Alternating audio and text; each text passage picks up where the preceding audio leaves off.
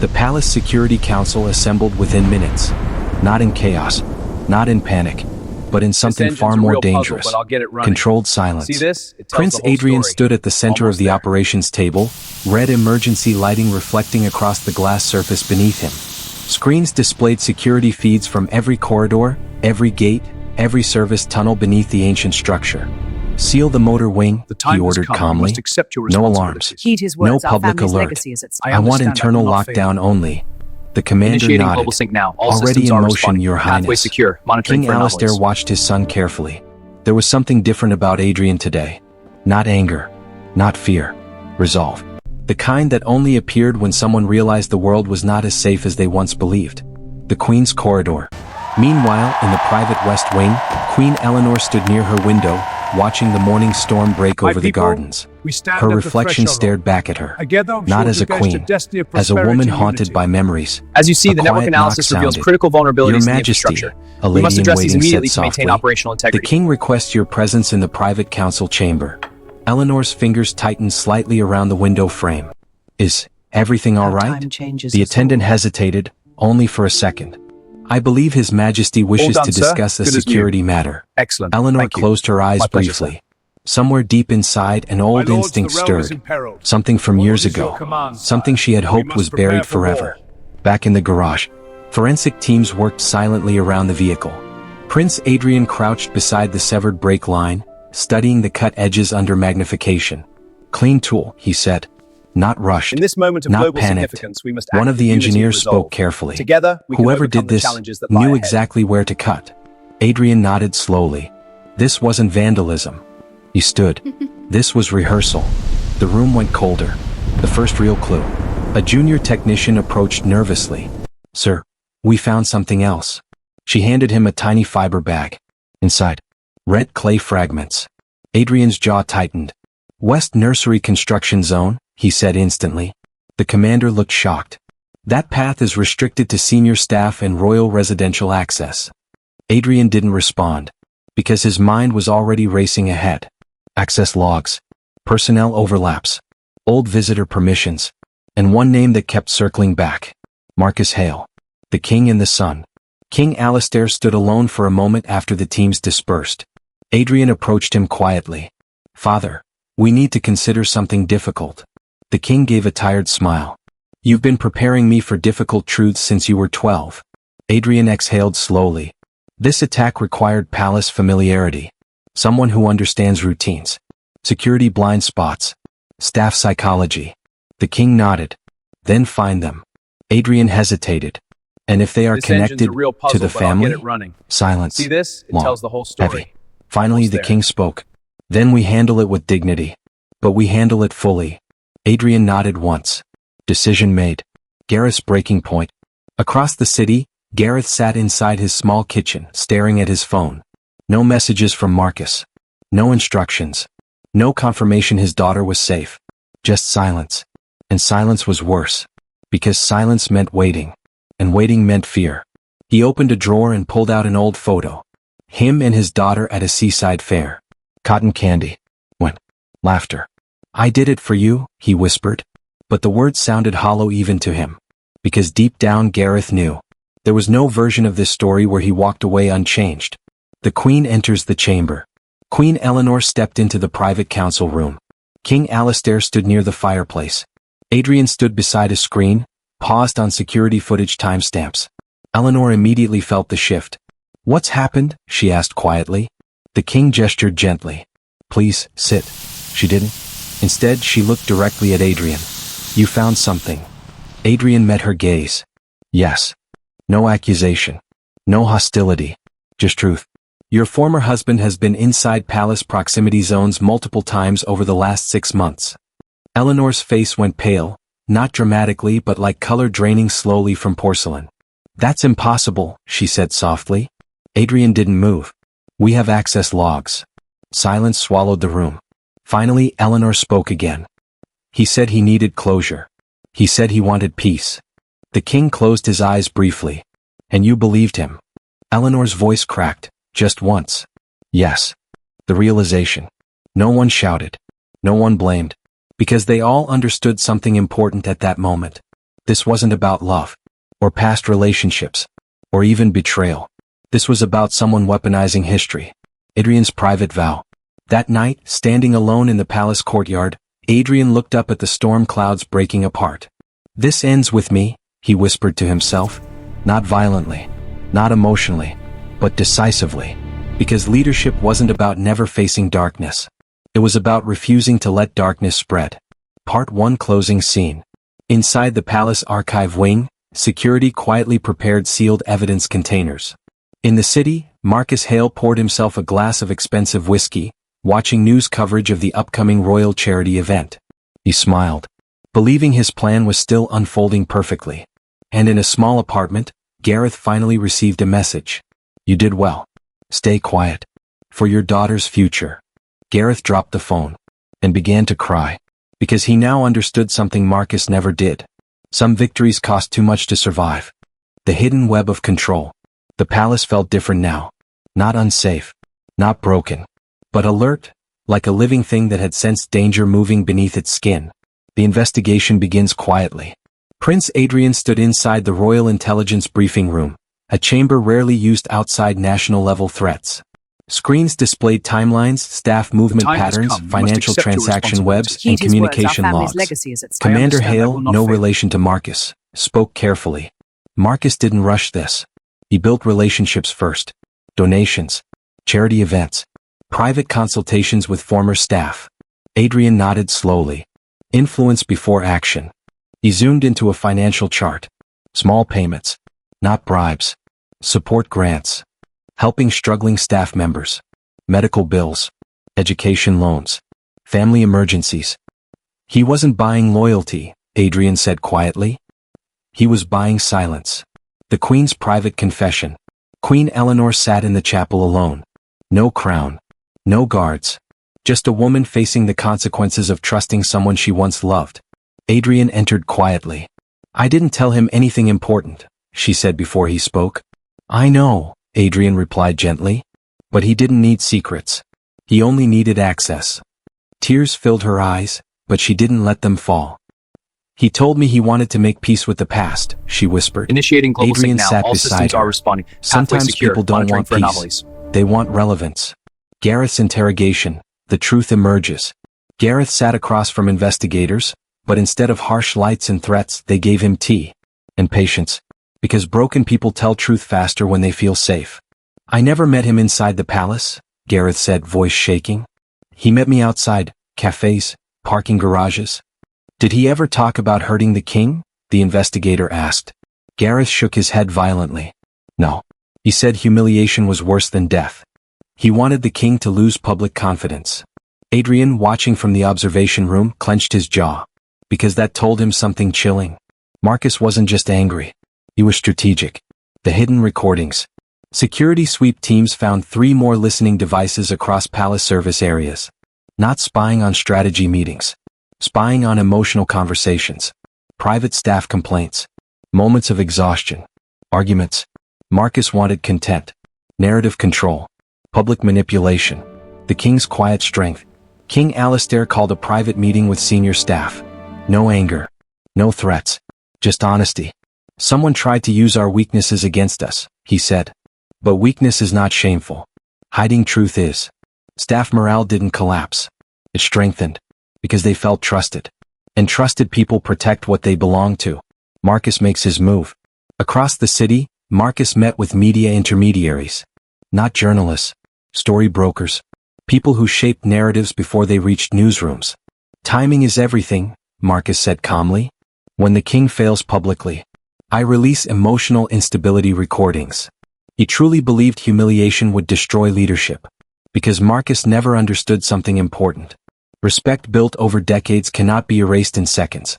The turning point. Adrian received Gareth's full confession, including the threat against his daughter. Adrian stared at the file for a long time. Then he said something unexpected. "Place Gareth in protective monitoring." The commander blinked. "Sir, he sabotaged a royal vehicle." Adrian nodded. "Yes, because someone weaponized his fear." He looked directly at the commander. "We punish architects of destruction, not people they trap." The queen faces the king. That night, Queen Eleanor stood before King Alastair privately. "I should step away from public duties," she said quietly. The king studied her carefully. "Do you regret trusting him?" "Yes." "Then you've already learned the lesson." She looked up, surprised. "You're not angry?" "I am," he said honestly. "But leadership is not about choosing perfect people. It's about helping imperfect people choose better next time." Marcus's fatal mistake. Marcus believed the palace was reacting emotionally. Instead, they were documenting everything. Every meeting. Every payment trail. Every communication. He underestimated Adrian. Because Adrian wasn't reacting. He was building a complete truth. Part 2 final scene, the net tightens. Late night. Adrian stood with the cyber intelligence team. "Release Phase 1, he ordered. Not public exposure. Legal containment. Financial freezes. Communication monitoring approvals. Witness protection placements." Marcus didn't notice immediately. But for the first time in months, he was the one being watched.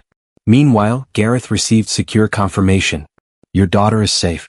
Continue cooperating. You are not alone." Gareth cried again. But this time, from relief. And in the palace, King Alastair stood on the balcony watching sunrise. Knowing something important. Storms don't destroy strong foundations. They reveal where reinforcement is needed. The day truth stepped into the light. The morning of the Global Charity Innovation Summit arrived under a sky so clear it almost felt symbolic. As if the world itself was waiting to see whether truth would win. Or whether deception would once again hide behind power and spectacle. The palace before sunrise. At 4:30 a.m., palace staff moved with unusual precision. Not rushed. Not nervous. Prepared. Prince Adrian stood in the command center reviewing final security overlays. Commander Hale spoke quietly beside him. All external threats clear. Media perimeter stable. Internal teams in position. Adrian nodded. "And Marcus?"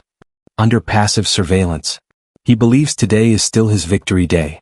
Adrian allowed himself the smallest exhale. "Good. The king prepares." King Alastair dressed slowly in his private chambers. Not because of age. Because of reflection. Today wasn't just about charity. It was about demonstrating something far bigger. That leadership could face betrayal. And still choose dignity. The queen entered quietly. Neither spoke for several seconds. Finally she said, "I will stand beside you today. If you allow it." The king turned. "I would expect nothing less." Marcus watches from above. Across the city, Marcus Hale stood in a luxury suite overlooking the summit venue. Screens displayed news coverage countdowns. He poured coffee slowly, calmly. He believed humiliation was inevitable. Because his greatest weakness was arrogance. He believed people were predictable. But he never understood something crucial. People change when given something worth protecting. As you see, the network analysis Gareth's reveals final critical decision. vulnerabilities in the infrastructure. Under protective We must address these supervision, immediately to maintain Gareth watched operational the integrity. event set up through secure broadcast. An officer sat beside him. "You did the right thing," she said quietly. Gareth shook his head. "No. I just finally stopped doing the wrong thing." But deep inside, for the first time in months, he felt something unfamiliar. Hope. The event begins. Thousands gathered. Global press. Technology leaders. Charity ambassadors. The king's restored ceremonial vehicle rolled forward smoothly, flawless, silent, elegant. The crowd applauded. Marcus leaned closer to his screen. Confused. The vehicle stopped perfectly. The king stepped out confidently. No panic. No malfunction. No chaos. Marcus frowned. Something was wrong. The speech that changed everything. King Alastair approached the podium. Cameras flashed. Then he began. "Today is about innovation, but also about responsibility." He paused. Because progress means nothing if integrity does not walk beside it. The crowd quieted. Then Prince Adrian stepped forward beside him. The reveal but not revenge. Screens behind the stage activated. Not dramatic accusations. Not emotional chaos. Just facts. Time-stamped meeting logs. Financial manipulation trails. Threat patterns. Then finally, Marcus's recorded coercion conversation with Gareth. Gasps spread through the audience. Marcus stood frozen in his suite. "No," he whispered, because he realized something too late. They hadn't exposed him emotionally. They had exposed him legally. The crowd's reaction. No riots. No scandal screaming. Just disappointment. Because people expected better from those with power. And disappointment was far more damaging than outrage. The arrest, Quiet, controlled, final. Authorities entered Marcus's suite calmly. No shouting. No struggle. Just consequence. Marcus finally spoke. She helped me, he said. She let me close. The lead investigator replied calmly. Trust is not a crime. Manipulation is. The Queen's moment of courage. Back at the summit, Queen Eleanor stepped forward beside the king publicly. Not to defend herself. To accept responsibility. I trusted someone from my past, she said. And I was wrong. The crowd didn't turn on her. They respected her. Because accountability is rare and powerful. Adrian's private victory. Behind stage, Adrian finally allowed tension to leave his shoulders. Not because Marcus was caught, but because the system had worked. Truth, patience, evidence, not revenge. Gareth's redemption begins. Gareth received official notice. Full legal cooperation agreement accepted. His daughter safe. His future uncertain, but possible. For the first time, Gareth slept without fear. Part 3 closing scene. That night, news coverage spread globally. Not as scandal, but as a story of stability under pressure. Inside the palace, King Alistair stood on the balcony beside Adrian. You handled this better than I would have at your age, the king said. Adrian smiled faintly. I learned from watching you survive worse storms. The king placed a hand on his son's shoulder. And in that moment, Thank you. the future of My the pleasure, crown sir. felt steady again. The weight of consequences. The world moved fast after the summit. News channels debated. Experts analyzed. Social media exploded with opinions. But inside the palace, life slowed. Because real consequences are never loud. They are quiet, heavy, personal. The palace after the storm. 3 days after the summit, palace corridors returned to routine. But something had changed. Staff spoke more openly. Security protocols became smarter, not harsher. Trust was rebuilt, not demanded. Prince Adrian walked through the service wing deliberately. Not as inspection. As reassurance. When staff saw him, they didn't stiffen in fear. They nodded with respect. Because they knew something now. He protected them, not just the crown. The queen faces her reflection. Queen Eleanor stood in the royal dressing room, holding an old photograph. Her and Marcus, decades younger, laughing at something forgotten by time. She didn't cry. Because grief isn't always tears. Sometimes grief is understanding who someone truly was, and realizing you loved a version of them that never really existed. She placed the photo into a sealed envelope. Not destroyed. Just archived. Because healing doesn't erase history. It simply removes its power over you. Marcus faces reality. In a high-security legal facility, Marcus Hale sat across from legal counsel. Not arrogant anymore. Not confident. Just calculating. Public opinion? He asked quietly. His lawyer hesitated. Severely damaged. Marcus nodded slowly. Not shocked. Just disappointed. Because for the first time he understood something. Influence can build power. But character determines how long it lasts. Gareth's new beginning. Gareth returned to palace grounds under supervised cooperation status. Not celebrated. Not shunned. Simply, allowed to work and rebuild. One afternoon, Prince Adrian approached him privately. Gareth immediately stood. I will spend my life making this right, sir. Adrian studied him carefully. Then start by living honestly. That's harder than punishment. Gareth nodded, tears threatening again. But this time he stood taller. Because he was being treated like a human, not just a mistake. The king's quiet decision. King Alistair held a private meeting with senior advisors. No cameras. No press. Just truth. We do not destroy people publicly, he said. We hold them accountable legally. And we move forward. One advisor asked carefully. And public perception? The king smiled faintly. Public perception improves when leaders choose fairness over revenge. The Queen's public return. 2 weeks later, Queen Eleanor attended her first public event since the summit. Not grand. A children's literacy charity. Reporters watched carefully. Looking for weakness. Instead they saw calm humility. And something stronger than perfection. Growth. Adrian learns the final lesson. Late one evening, Adrian and the king walked through the palace gardens. You wanted to expose him publicly, the king said calmly. Adrian nodded. At first, yes. And what changed? Adrian thought for a moment. Leadership isn't about winning battles. It's about protecting systems that outlive us. The king smiled proudly. Marcus's last attempt. From detention, Marcus attempted one final media leak. But without credibility, without narrative control, without allies, it failed quietly. Because reputation, once broken honestly, rarely rebuilds through manipulation. Gareth's daughter visits. Under supervision, Gareth met his daughter outside the palace visitor center. She hugged him tightly. "I know what you did," she said softly. Gareth closed his eyes. "I'm so sorry." She shook her head. "You made a terrible choice, but you came back. That matters." And for Gareth, that was more powerful than forgiveness. It was a second chance. The palace moves forward. New transparency systems were installed. Staff support programs expanded. Financial vulnerability monitoring created to prevent future manipulation of desperate employees.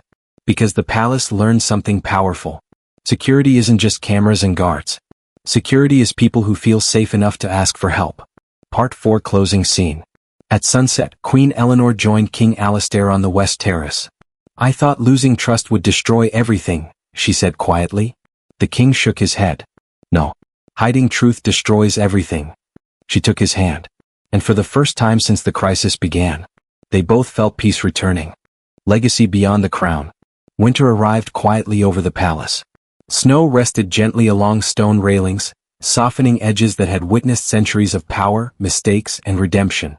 Inside, the palace felt lighter. Not because nothing had happened, but because truth had been faced, not hidden. The world moves on, but remembers. Months after the summit incident, global opinion had shifted. Not toward scandal, toward respect. Commentators spoke less about betrayal, and more about how leadership handled it. Because people don't expect leaders to be perfect. They expect them to be honest when perfection fails. Gareth's new life. Gareth no longer worked in the royal motor wing. Instead, he worked in palace logistics training, helping new staff understand security ethics and vulnerability reporting. His experience became a warning story, and a hope story. One afternoon, after finishing a training session, he stepped outside and looked toward the main palace gates. Not with shame, with gratitude, because he still had a future.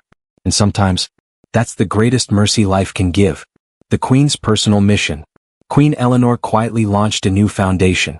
Not about image, not about legacy, but about supporting workers vulnerable to financial exploitation. Because she understood now, powerful people don't just need protection from enemies, they need protection from their own blind spots. Marcus faces his final chapter.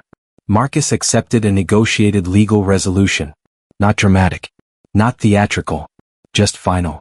His influence networks collapsed without public trust. Because influence built on fear cannot survive transparency. For the first time in his life, Marcus understood something simple. Respect cannot be forced.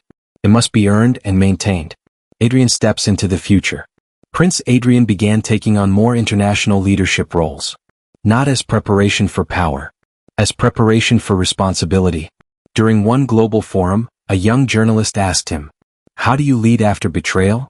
Adrian answered without hesitation, "You don't lead after betrayal. You lead through it." The king's final lesson.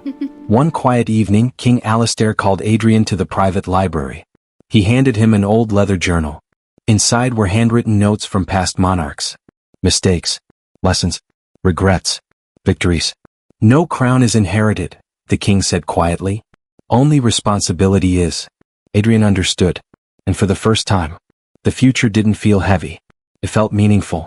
The queen and the king healing. Queen Eleanor and King Alastair returned to public events together naturally. Not staged. Not forced. Stronger, because they had faced reality together. Because true partnerships aren't built in perfect moments. They are built in survived ones. Gareth's daughter graduates. Spring arrived. Gareth sat in a university audience hall watching his daughter receive her degree. When she found him in the crowd, she smiled. Not because he was perfect, but because he stayed. Because he fought to become better. And sometimes, that's the strongest love a parent can give. The crown moves forward. New palace policy required. Staff financial wellness programs. Anonymous vulnerability reporting. Expanded mental health support. Ethical transparency reviews. Because real power protects people, not just institutions. The king's final public speech. At the annual Commonwealth Leadership Gathering, King Alastair spoke. A crown is not a symbol of control. It is a promise. A promise that even when trust is broken, We will rebuild it honestly. The audience stood in applause. Not for royalty. For integrity. The final balcony scene. That night, the king, queen, and Adrian stood overlooking the palace gardens. Snow beginning to fall again. The king spoke softly. One day this will all be yours. Adrian shook his head slightly. No. One day, it will be ours to protect. For others. The king smiled. Because he knew. The future was ready.